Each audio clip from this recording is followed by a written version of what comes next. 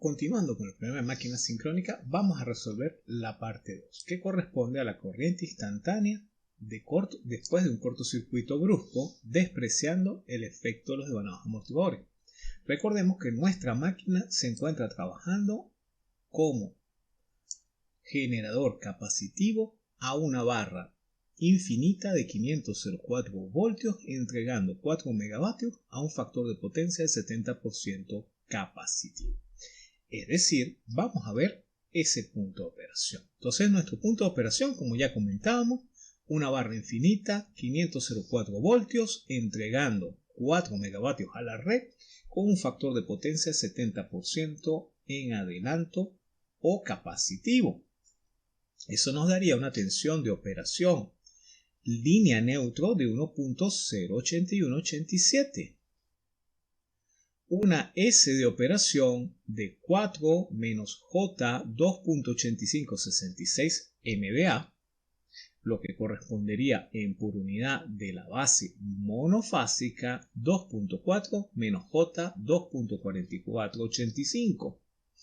Entonces, a partir de estos datos podemos calcular el diagrama fasorial, calculando la corriente de operación como el conjugado de S sobre B, originando una corriente de 1.3197 más J 1.3463. Es una corriente que está en el primer cuadrante, lo que coincide con la condición generador en el punto de operación generador capacitivo. Entonces, a partir del conocimiento de la tensión y de la corriente, podemos hacer el diagrama fasorial calculando el vector D, la proyección de la corriente sobre el eje directo una vez conocido la posición del eje cuadratura y finalmente calcular la fuerza electromotriz de la máquina.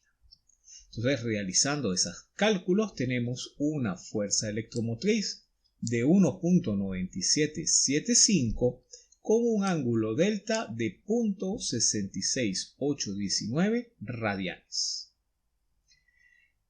Con ese conocimiento podemos calcular las proyecciones de la corriente de operación en sus ejes directo y cuadratura, dando la corriente de eje directo 1.8744 y la de cuadratura 1.87.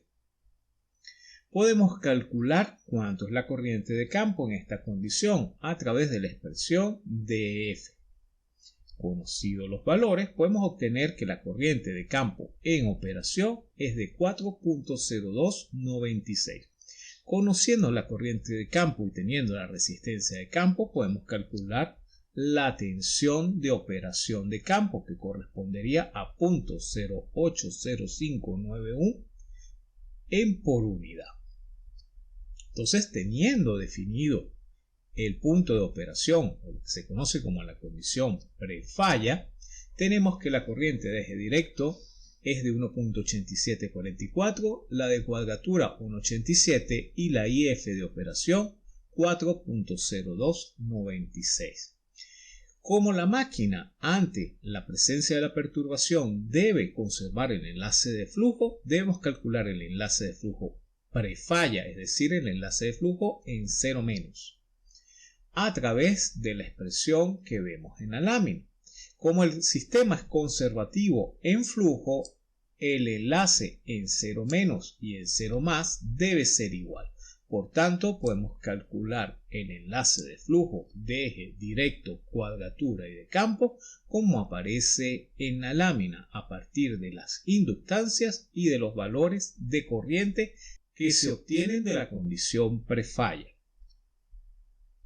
Entonces podemos hacer el análisis utilizando la transformación de Laplace, donde las corrientes en el mundo de las frecuencias son igual al inverso de la matriz de impedancias que multiplica al enlace inicial más las tensiones. Recordemos que para este enunciado vamos a despreciar los arrollados amortiguadores, es decir, nos vamos a quedar con el modelo de QF. Estamos despreciando el eje 0 debido a que no existe corriente de secuencia 0, pues la máquina está conectada en estrella aislada o en delta.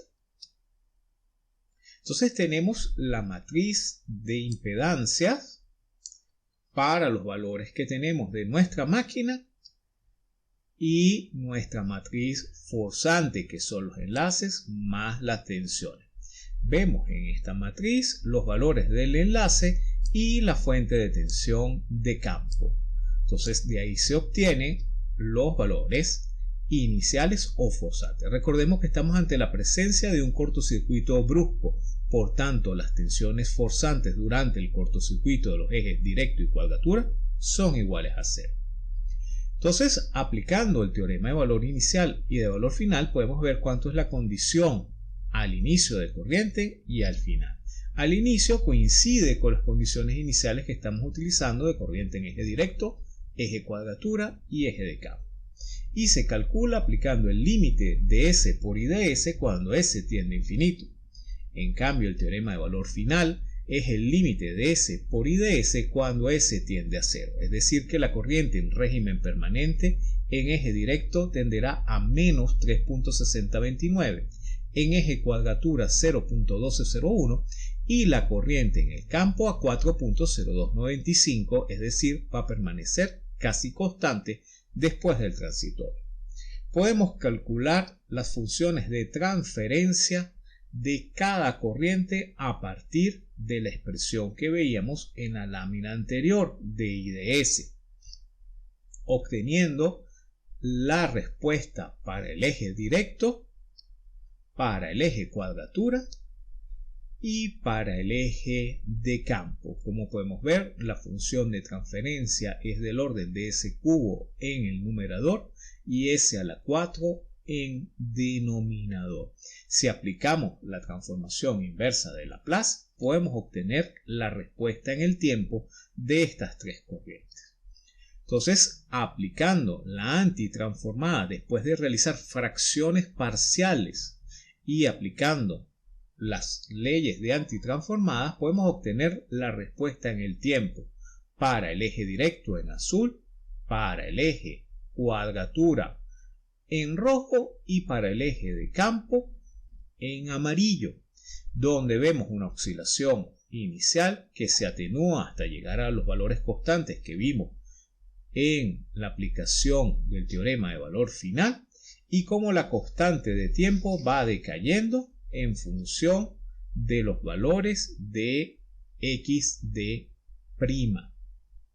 Entonces, de esta manera podemos obtener la respuesta temporal de la máquina ante un cortocircuito brusco en bornes, dado el punto de operación, despreciando el arrollado amortiguador, utilizando la transformación de Laplace para la resolución de las funciones de transferencia y aplicando la antitransformada para conocer la respuesta en el tiempo.